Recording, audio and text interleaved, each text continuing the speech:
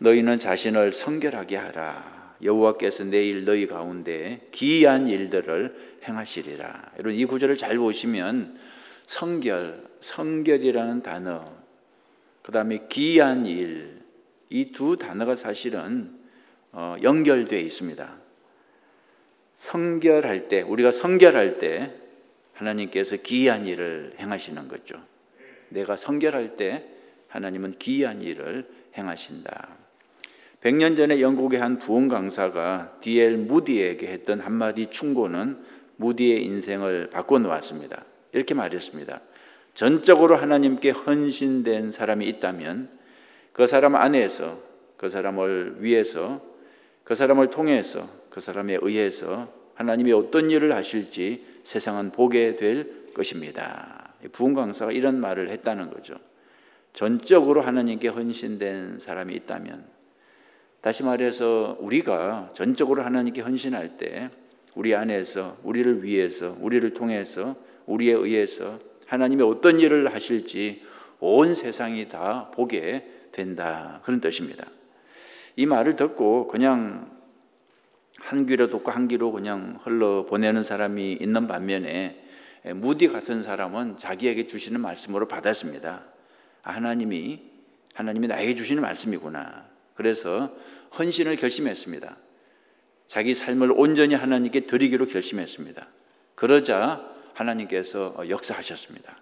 무디를 사용해서 무려 100만 명 이상의 영혼을 구원하게 하셨다는 거죠. 무디는 초등학교도 제대로 졸업하지 못한 정말 그 당시 하나님께 쓰임 받을 만한 인물이 아니었습니다. 아는 것도 없고 또 특별한 능력도 없고, 그런데 하나님께 헌신하기로 결단할 때 하나님께서 사용하시니까 그건 누구도 할 수 없는 놀라운 일을 했다는 거죠. 자, 우리는 모두 하나님을 위해서 뭔가 대단한 일을 하고 싶어 한다, 그렇게 적혀 있죠. 그러나 대단한 일은 사실 우리가 할 일이 아니라 하나님이 하실 일입니다. 여러분, 이 구분을 잘 해야 됩니다. 위대한 일은 우리가 할 일이 아니라 하나님이 하실 일입니다. 우리가 할 일은 무엇입니까? 우리가 할 일은 그저 무엇입니까? 순종하는 것입니다. 우리가 우리의 일을 하면 하나님은 하나님의 일을 하시는 거죠. 역할 분담을 잘 해야 됩니다. 우리가 우리의 몫을 하면 우리의 몫은 무엇입니까? 순종입니다. 그럼 하나님의 몫은 무엇입니까? 기적을 행하시는 것입니다. 위대한 일을 행하시는 것입니다. 나를 드리면 하나님께서 사용해서 큰 일을 행하시는 거죠. 여러분, 기적을 보기 원하십니까? 우리가 할 일은 무엇입니까? 우리 자신을 깨끗하게 해서 하나님의 뜻에 복종하는 것입니다. 우리가 우리 자신을 깨끗한 모습으로 주님께 바칠 때, 다시 말해 헌신할 때, 순종할 때 놀라운 기적이 일어나는 거죠. 여러분, 잊지 마십시오. 이 성결, 깨끗함과 순종은 언제나 놀라운 결말을 가져오는 것입니다. 우리가 깨끗한 그릇이 되면, 언제나 하나님이 쓰실 수 있는 빈 그릇이 되면 하나님께서 그 그릇을 사용해서 놀라운 역사를 이루시는 거죠.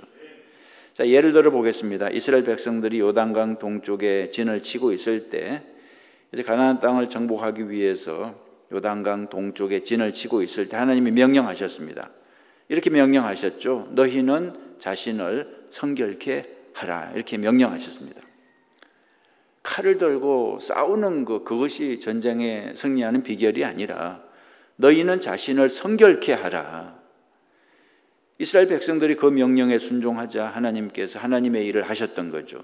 약속대로 그들을 구원하셨습니다. 요단강을 갈라지게 해서 이스라엘 백성들이 마른 땅을 건너가도록 만들어 주셨습니다. 자, 하나님이 요구하신 성결은 무엇일까? 어떻게 하는 것이 나를 성결케 하는 것일까? 성결케 한다는 말은 한마디로 말해서 구별입니다. 구별. 하나님께 완전히 바친다, 그런 의미를 가지고 있습니다. 예수 그리스도의 주권에 전폭적으로 순종한다는 뜻입니다. 다시 말해서 우리의 시간, 재능, 재물 등등 모든 것을 하나님께 양도하는 철저한 권리 포기를 뜻합니다. 철저한 권리 포기. 내 것은 아무것도 없다는 거죠. 나는 죽고 예수 그리스도로 사는 거죠. 그것이 성결케 하는 것이고 구별하는 것이고 완전하게 바치는 것입니다. 여기에 대한 보상은 믿기 어려울 만큼 엄청난 것입니다. 나를 포기할 때, 나의 모든 주권을 주님께 양도할 때 하나님이 주시는 보상은 엄청난 것입니다. 우리의 모든 죄는 그리스도의 계좌로 이체되고 그분의 모든 의로움이 우리 계좌로 이체됩니다. 우리의 빈 통장은 주님의 통장으로 이체되고 어마어마한 주님의 통장이 우리 계좌로 이체된다는 것. 거룩한 교환이라 그럽니다. 우리의 것이 주님의 것으로 가고 주님의 것이 우리의 것이 되는 거죠. 하나님은 우리의 빚을 탕감하시고 그분의 유언장에 우리 이름을 올려서 하나님 아버지의 유산을 다 상속받게 해주시는 거죠. 절대로 손해보는 장사가 아닙니다. 나를 포기할 때, 나를 주님께 드릴 때 절대로 손해보는 거래가 아닙니다. 마크 배트슨 목사님의 교회에서 40일 기도회를 하는 동안에 교인들은 아침마다 교회에서 기도 모임을 가졌습니다. 정확히 오전 7시 14분이 되면 모두가 무릎을 꿇고 기도를 시작했습니다. 왜 7시 14분일까? 나중에 설명에 나옵니다. 그것은 거룩한 습관이 되었습니다.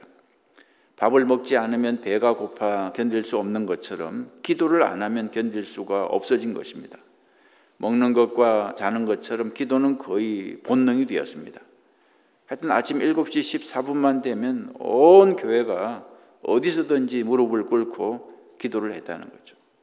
우리도 이렇게 해보면 어떨까? 미국 사람들도 이렇게 하는데 우리 기도하는 우리들이 참 이렇게 못할 게 없잖아요.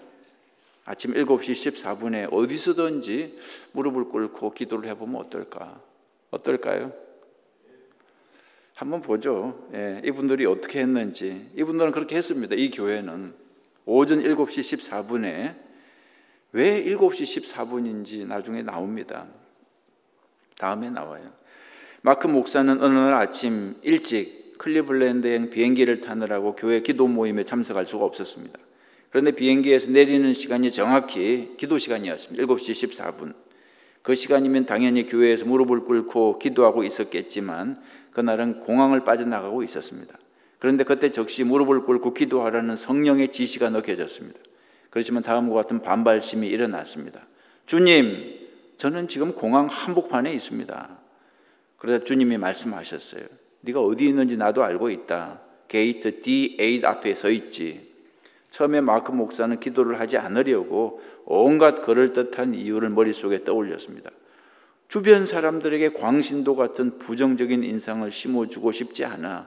짐 찾는 곳으로 걸어가면서도 얼마든지 기도할 수 있잖아. 조금 있다가 호텔에 도착하면 그때 내 방에서 조용히 무릎 꿇고 기도하면 되지. 물론 틀린 생각은 아니었지만 중요한 건 그게 아니었습니다. 주님은 시간, 장소, 상황을 불문하고 주님의 뜻에 무조건 순종할 수 있는지를 시험하신 것이었습니다. 너에게는 사람의 눈이 중요하니 하나님의 눈이 중요하니 이렇게 묻는 시험이었습니다. 작은 일에 충성하지 못하는 사람은 큰 일에도 충성할 수 없다는 그런 도전이었습니다. 그래서 마크 목사는 망설이다가 결국 무릎을 꿇었다는 거죠. 게이트 D8 앞에 무릎을 꿇고 기도했습니다. 그것은 내가 죽고 예수로 사는 길, 그 성결을 향해 가는 길이었고 긴 여정의 작은 첫 발자국이었습니다. 그날 게이트 D8 앞에서 나의 생각, 나의 고집이 죽었다는 것입니다. 나중에 이 얘기를 교인들에게 들려주자 교인들이 놀라운 반응을 보이기 시작했습니다. 혹시 플래시몹, 많은 사람이 한 곳에 모여서 약속된 행동을 하는 것 그거 들어보셨습니까? 마크 목사의 교회는 순식간에 닐링몹, 무릎을 꿇는 집단이 되고 말았습니다. 교인들이 엘리베이터 안에서, 교실 안에서, 은행 안에서, 법정 안에서 어디에 있든지 간에 그 시간이 되면 7시 14분이 되면 무릎을 꿇고 기도를 했다는 거죠. 중요한 것은 아무 때나 여기저기서 기도를 했다는 그 사실이 사실 아닙니다. 중요한 것은 무엇입니까? 정말 중요한 것은 성령의 지시를 따라서 기도를 했다는 사실이죠. 순종했다는 거죠. 내 생각을 내려놓고 성령께서 말씀하실 때 무조건 순종했다는 거죠. 언제 어디서나 주님이 말씀하실 때 무릎을 꿇고 기도하는 사람이 되었다는 사실이 중요한 거죠. 성결해진다는 것은 더 이상 내가 지배하지 않음을 의미합니다. 다시 말씀드립니다. 성결해진다는 것은 더 이상 내가 주인이 되지 않음을 의미합니다. 하나님께 결정권을 드리는 것입니다. 하나님이 주인이 되는 거죠. 주님 말씀하옵소서, 제가 순종하겠습니다. 이런 자세. 주님 말씀하옵소서, 제가 순종하겠습니다. 이런 자세. 성결한 사람은 하나님께 내 뜻만 이루어달라고 이기적으로 요구하지 않습니다. 오직 그분의 뜻이 이루어져서 그분의 영광만이 드러나게 해달라고 간구하는 거죠. 혹시 나 자신을 바치면 내가 더 없어질까 봐 두려운가? 이렇게 묻고 있습니다. 나의 주권을 양도하면 내가 손해볼까 봐, 내가 힘이 없어질까 봐 두려운가? 이렇게 질문하고 있습니다. 두려워할 필요가 없다는 것입니다. 내가 더 없어지는 게 아니라 실상은 그 반대, 더 많이 얻게 됩니다.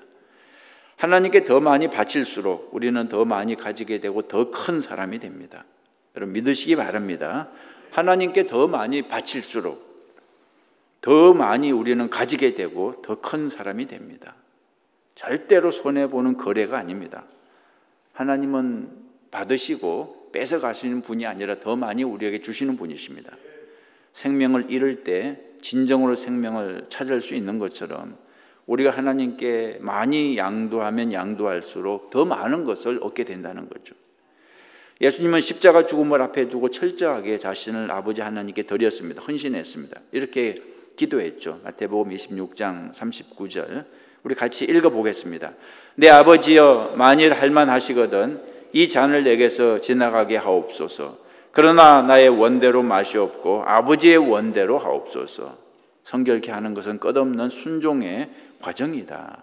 날마다 내가 죽는 것이 바로 성결케 되는 과정이다. 그렇습니다. 내가 죽는 것이 바로 성결이고 순종입니다.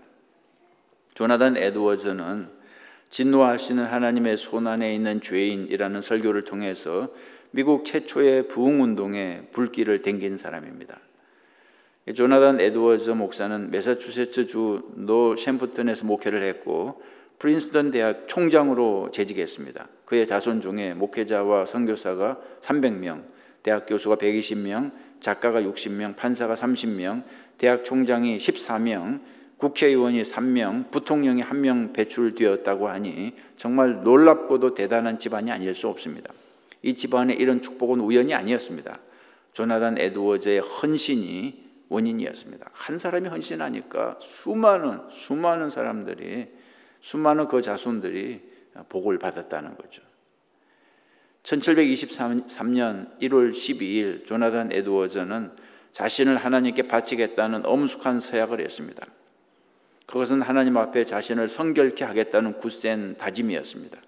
이분이 기록을 남겨놨기 때문에 우리가 지금 볼 수 있는 거죠. 이렇게 기록했습니다. 나는 하나님께 진심 어린 헌신을 다짐하며 그것을 여기에 기록한다. 나 자신을 하나님께 드리고 내가 가진 모든 것을 하나님께 바치겠다. 나의 미래도 결코 나의 것이 아니다. 나는 어떤 면에서든 그분 앞에 아무 권한도 없는 사람으로 살겠다. 오직 하나님만을 내 행복의 전부로 삼을 것이며 그 외에 다른 것들은 무엇이든 나의 행복으로 삼지 않을 것을 엄숙히 선서한다. 1723년 1월 2일 조나단 에드워즈 그렇게 선언을 했습니다. 그 결과 엄청난 복을 하나님으로부터 받았다는 거죠. 자기 혼자 받은 게 아닙니다. 그 자손들, 수많은 자손들이 축복의 가문이 됐습니다. 여러분 이 구절을 한번 잘 보시고 여러분도 여기에 여러분의 이름을 사인하실 수 있기를 바랍니다. 한번 같이 한번 읽어보죠. 조나단 에드워처럼. 자, 시작. 나는 하나님께 진심 어린 헌신을 다짐하며 그것을 여기에 기록한다. 나 자신을 하나님께 드리고 내가 가진 모든 것을 하나님께 바치겠다. 나의 미래도 결코 나의 것이 아니다. 나는 어떤 면에서든 그분 앞에 아무 고난도 없는 사람으로 살겠다. 오직 하나님만을 내 행복의 전부로 삼을 것이며 그 외에 다른 것들은 무엇이든 나의 행복으로 삼지 않을 것을 엄숙히 선서한다. 그리고 여러분의 이름을 적으시고 사인을 하시기 바랍니다. 하나님께서 어떻게 역사하시는지 보시게 될 것입니다. 자, 오늘의 기도 전략 보시면 우리 자신을 더 많이 하나님께 올려드릴수록 하나님도 자신을 우리에게 더 많이 내어 주신다 그랬습니다. 여러분, 하나님을 신뢰하시고 나를 많이 드리면 드릴수록 하나님도 우리에게 더 많이 주신다는 거죠. 우리의 그릇을 비우면 비울수록 하나님이 더 많이 채워주신다는 거죠. 자, 다음 페이지, 다음 종이 하나님께 초점을 맞추라 보시면 그에게 하나님이 하시는 일을 나타내고자 하심이라. 요한복음 9장 3절 말씀이 있죠. 자, 10년쯤 전의 일이다. 마크 배터슨 목사와 친하게 지내던 잔과 트리샤 틸러 부부는 끔찍한 경험을 했습니다. 어느 날 트리샤는 2층 방에서 혼자 놀고 있던 3살 된 아들 엘라이가 너무 조용한 것이 이상해서 2층 아들의 방으로 들어가 봤습니다. 아들은 보이지 않았고 책상이 제자리에 놓여있지 않은 게 눈에 들어왔습니다. 책상은 창문 밑으로 옮겨져 있었고 창문에 방충망이 떨어져 나가고 없었습니다. 순간 가슴이 철렁 내려앉았습니다. 그리고 그 불길함은 곧 현실이 되어 나타났습니다. 창문으로 달려가서 아래를 보니까 4m 아래 마당에 엘라이가 누워 있었습니다. 급히 병원으로 후송된 엘라이는 중환자실에서 3주 동안 생사를 넘나들며 치료를 받았습니다. 기적적으로 목숨은 건졌지만 심각한 뇌 손상은 피할 수 없었습니다. 오른쪽으로는 주변 시야를 볼 수 없었고 몸의 왼쪽은 신경과 근육 발달이 거의 이루어지지 않았습니다. 말도 심하게 더듬었으며 다리를 저렸습니다. 현재 12살이 됐는데 그래도 밝고 명랑한 모습으로 씩씩하게 자라고 있습니다. 최근에는 교회에서 특송을 불렀는데 눈물 흘리지 않는 사람이 없을 만큼 감동적이었습니다. 잔과 트리샤 부부는 아들의 목숨을 살려주신 하나님께 감사를 드렸지만 완전한 치료를 구하는 기도에는 응답을 받지 못했습니다. 잔은 마음에 자꾸만 하나님께 대한 불신이 생겨서 이렇게 기도했습니다.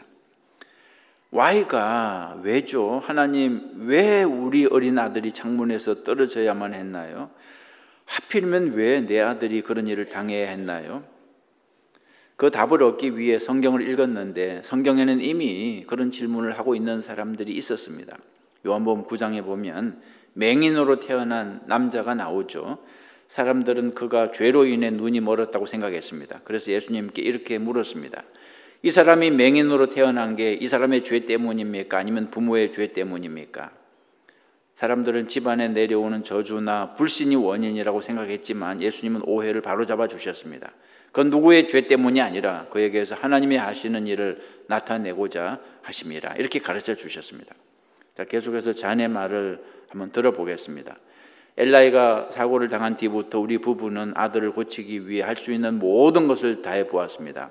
보험 적용이 안 되는 의료기구 때문에 어마어마한 돈을 썼고 사고 후 3년 동안 깨어있는 시간의 80%를 오직 치료에 매달렸습니다.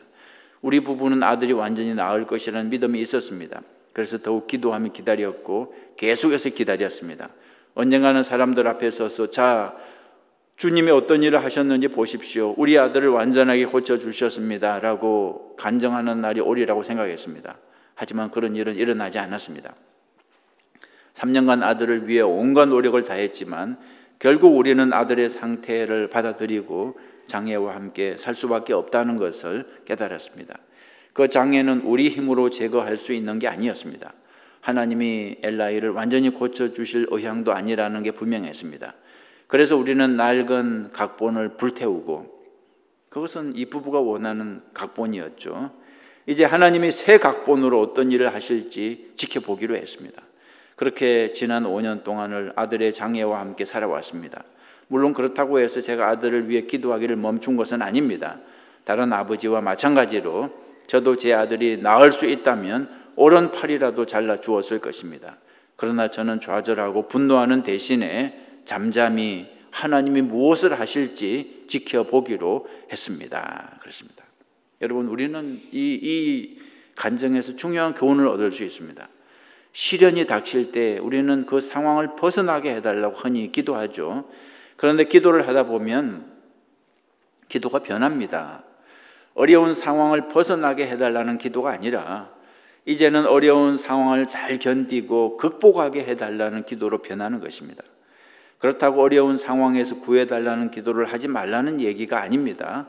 때에 따라서는 극복의 기도를 할 필요가 있다는 뜻입니다. 하나님께 견딜 힘과 흔들리지 않는 용기를 달라고 기도하고 계속해서 앞으로 나갈 수 있는 의지를 달라고 간구하라는 그런 뜻입니다. 자, 문제에 초점을 맞춘 기도와 하나님께 초점을 맞춘 기도는 큰 차이가 있습니다. 여러분 이걸 잘 구분하시기 바랍니다. 문제에 초점을 맞춘 기도와 하나님께 초점을 맞춘 기도는 큰 차이가 있습니다. 제가 여러 번 말씀드리지만 고난당할 때 자꾸 고난만 생각하면 안 됩니다. 그럼 고난이 점점 커져요. 그럼 점점 커져서 나중에 거기에 깔려 죽게 된다는 거죠. 고난을 당할 때 누구를 바라봐야 한다 그랬습니까? 하나님을 바라보라 그랬습니다. 하나님께 초점을 맞추면 하나님이 점점 커지고 우리의 문제는 점점 작아지는 경험을 하는 거죠. 힘들고 어려운 상황을 탈출하는 데만 집중하다 보면 그 상황을 통해서 성장할 수 있는 기회를 놓칠 수 있습니다. 아무리 고난을 당해도 배우는 게 없어요. 성장하는 게 없습니다. 억울하지 않습니까? 여러분 고난당할 때 우리가 성장을 해야죠. 그러면 고난은 아무것도 아닙니다. 성장이 귀한 거지. 벗어나기에만 골몰하면 귀한 것을 얻어내는 데 실패한다는 거죠. 그 결과 하나님께서 가르치시려는 교훈이나 인격 성장의 기회를 놓치고 마는 것입니다. 현재의 상황을 변화시켜달라고 하나님께 매달리느라 자기 자신을 변화시키는데 소홀해지면 안 된다는 것입니다. 자칫하면 10년 혹은 20년의 경험을 쌓지 못하고 1년의 경험을 10번 혹은 20번씩 되풀이할 수 있다는 거죠. 그래서 어떤 사람은 성장이 없습니다.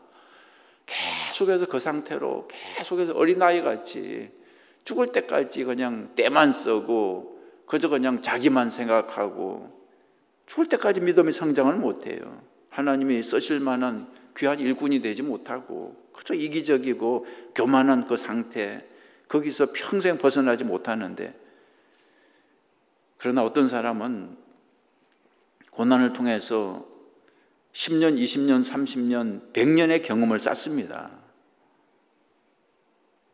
계속해서 보시면 물론 벗어나게 해주세요라는 기도를 해야 할 때가 있습니다. 하지만 견디게 해주세요, 하나님 성장하게 해주세요, 그런 기도를 해야 할 때도 있다는 거죠. 고난을 통해서 하나님 제가 주님 닮기 원합니다. 이 고난을 통해서 제 교만이 없어지고 나의 이기심이 없어지고 나의 어린아이 같은 미숙함이 없어지게 해주옵소서. 언제 어떤 기도를 해야 할지 분별력이 필요합니다. 무조건 벗어나는 게 좋은 게 아니라는 거죠. 그 고난을 통해서 성장하고 성숙하고 주님 닮는 것이 더 중요합니다. 솔직히 얘기하자면 우리가 드리는 기도의 대부분은 하나님의 영광을 위해서가 아니라 우리 자신의 편안함과 행복함을 위해서입니다. 우리는 문제 해결만을 위해 기도하는 버릇이 있습니다. 하지만 그런 근시안적인 기도는 하나님의 섭리와 계획을 방해합니다. 문제가 해결 안 되는 것이 차라리 우리에게 좋을 수가 있습니다. 그래야만이 우리가 주님을 닮을 수 있고 그래야만이 우리가 성장할 수 있다면 차라리 계속해서 고난 가운데 있는 것이 우리에게 유익할 수 있다는 거죠. 문제가 해결돼서 더 나빠질 수 있다면, 부자가 되고 건강해져서 더 악한 사람이 될 수 있다면 그것은 저주 아니겠습니까? 때로는 하나님을 신뢰하고 그저 기도하고 견디면서 그 고통을 인내할 필요가 있다는 것입니다. 그 다음에 보시면 여기서 나는 마크 베트슨 목사입니다. 나의 기도 응답 타율도 다른 사람의 그것과 별로 나을 바가 없다 그랬습니다. 무슨 뜻이냐 그러면 기도해도 매번 헛방만 날리고 홈런을 날릴 때가 10번 중에 한 번 있을까 말까, 보통 사람하고 별로 이분도 다 나을 바가 없다는 거죠. 내가 기도해도 태반이 응답을 받지 못한다, 이렇게 고백을 하고 있습니다. 그러나 그래도 나는 기도의 타격을 멈추지 않는다 그랬습니다. 계속해서 기도한다는 거죠. 내가 원하는 기도 응답이 없을 때에도 상식을 초월하는 마음의 평강을 느끼곤 한다 그랬습니다. 그 이유는 하나님이 내 기도를 들으셨기 때문입니다. 기도는 들으셨지만 응답은 노라는 거죠. 나는 예스라는 응답만이 아니라 노라는 응답을 주실 때도 하나님을 찬양하는 법을 배웠다 그랬습니다. 여러분과 저도 이것을 배울 수 있기를 바랍니다. 예스만 하나님의 응답이 아닙니다. 노도 하나님의 응답이죠. 노라고 하실 때도 하나님을 찬양해야 됩니다. 여러분의 기도에 하나님이 다 예스라고 하면 큰일 나죠. 여러분은 망하고 말 것입니다. 하나님께서 노 하시고 계속해서 더 훈련을 하시고 그래서 성장하게 하시고, 하나님이 노라고 하신 이유는 내가 잘못된 것을 욕심냈거나 잘못된 동기에서 강구했거나 혹은 아직 때가 아니라는 뜻입니다. 좀 더 성장해야 된다는 거죠. 좀 더 그 고난을 통해서 배워야 한다는 거죠. 언젠가는 하나님의 노에 대해서도 감사할 날이 올 것이다 그렇습니다. 그분에게는 언제나 더 좋은 해답이 있기 때문입니다. 여러분 잊지 마십시오. 우리를 가장 편하고 안락하게 하는 것이 최고의 응답인 경우는 거의 없습니다. 내 뜻대로 되는 것이 최고의 응답인 경우는 거의 없습니다. 그래서 예수님조차도 내 뜻대로 마시고 주님의 뜻대로, 아버지의 뜻대로 되기를 원한다고 기도하지 않았습니까? 최고의 응답은 언제나 어떤 상황에서도 하나님께 최고의 영광을 올려드리는 것입니다. 우리의 기도가 상황을 변화시킬 수 있을까요? 물론입니다. 우리가 기도할 때 상황이 변할 수 있습니다. 그러나 상황이 변하지 않을 때, 그때는 하나님이 우리를 변화시키기 원하심을 기억하라 그랬습니다. 여러분 중요한 말입니다. 여러분의 상황이 변하지 않을 때, 여러분의 뜻대로 되지 않을 때, 내 뜻대로 되지 않을 때, 그때는 하나님이 우리를 변화시키기 원하심을 우리가 깨달아야 됩니다. 내가 변해야 됩니다. 내가 변해야 됩니다. 저 사람이 변하는 것이 아니라, 이 환경이 변하는 것이 아니라 내가 변해야 됩니다. 나에게 문제가 있다는 거죠. 기도의 1차적인 목적은 상황이 변하는 게 아니라 우리 자신이 변화되는 것입니다. 하지만 어떤 경우든지 간에, 어떤 상황에서든지 간에 주된 목적은 늘 하나님을 영화롭게 해드리는 것입니다. 어떤 상황에서도 하나님을 찬양하고 하나님을 높이는 저와 여러분 되시기 바랍니다. 오늘의 기도 전략 보시면 하나님은 우리를 문제에서 구해 주실 때도 있지만, 그러나 그 문제를 통과하게 하실 때도 있다 그랬습니다. 그 문제 한가운데에서 그 문제와 싸우면서 우리를 강건하게 만들어 주시는 거죠. 여러분 바이러스 없는 세상을 원하십니까? 하나님은 우리를 바이러스와 함께 머물면서 그 바이러스와 싸우면서 우리를 더욱더 건강하게 만들어 주시는 것이 하나님의 뜻이라는 거죠.